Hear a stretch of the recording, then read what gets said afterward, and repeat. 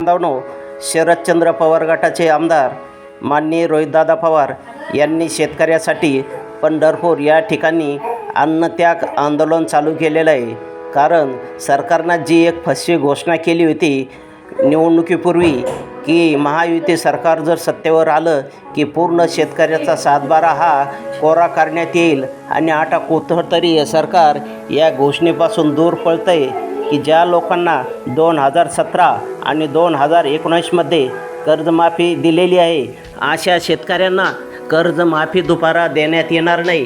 कारण शेतकऱ्यांना जर अशी कर्जमाफी बार देत राहिलं तर बँक अडप घ्यायला येईल आणि शेतकऱ्यांना अशी सवय लागेल। त्यामुळं सरकारने ठराविक जे 2019 नंतर जे शेतकरी थकीत राहिलेले अशाच लोकांना कर्जमाफी देण्याचे जाहीर केलं।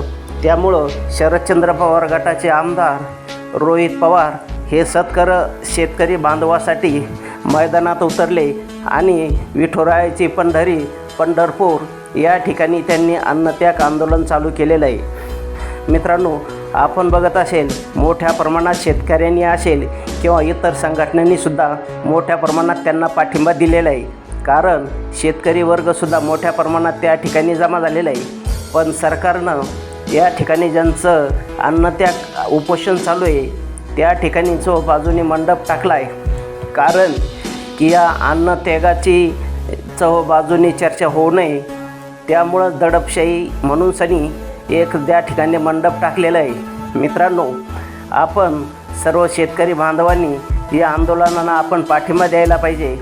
कारण सरकार ज्या वेळेस इलेक्शन असेल त्यावेळेस वेगवेगळ्या घोषणा करत असते आणि आता त्या घोषणेपासून दूर पळते।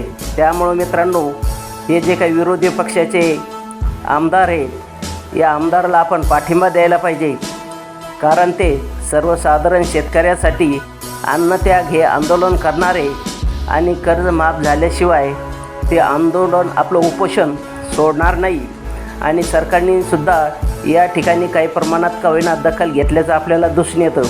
कारण ज्या शेतकऱ्यांना अगोदर 2019 आणि 17 या ठिकाणी कर्जमाफी मिळाली नव्हती अशा शेतकऱ्यांना या दबावापुढे त्यांनी कर्जमाफी लागू केलेली आहे। आणि असं वाटतंय की आता या आंदोलनाची झळ जर आपण मोठ्या प्रमाणात शेतकऱ्यांना जर पाठिंबा दिला तर सरसकट कर्जमाफी केल्याशिवाय हे सरकार राहणार नाही। कारण बऱ्याच ठिकाणी शेतकऱ्यांनी तहसीलदारांना असेल किंवा लोकप्रतिनिधींना निवेदन दिलेलं आहे। कारण सततच्या दुष्काळामुळं किंवा अतिवृष्टीमुळं शेतकऱ्याचं मोठ्या प्रमाणात या 5-6 वर्षामध्ये नुकसान झालेलं आहे। त्यामुळं असं आज एक आशा निर्माण झाली शेतकरी वर्गाला की निश्चितच कर्जमाफीचा फायदा सर्वांनाच मिळेल। त्यामुळं आपण या आंदोलनाला पाठिंबा द्यायला पाहिजे। सर्वसाधारण शेतकऱ्यासाठी त्यांनी हे आंदोलन चालू केलेलं आहे। बघू मित्रांनो आता पुढं काय होतं ते नवीन व्हिडिओच्या माध्यमातून।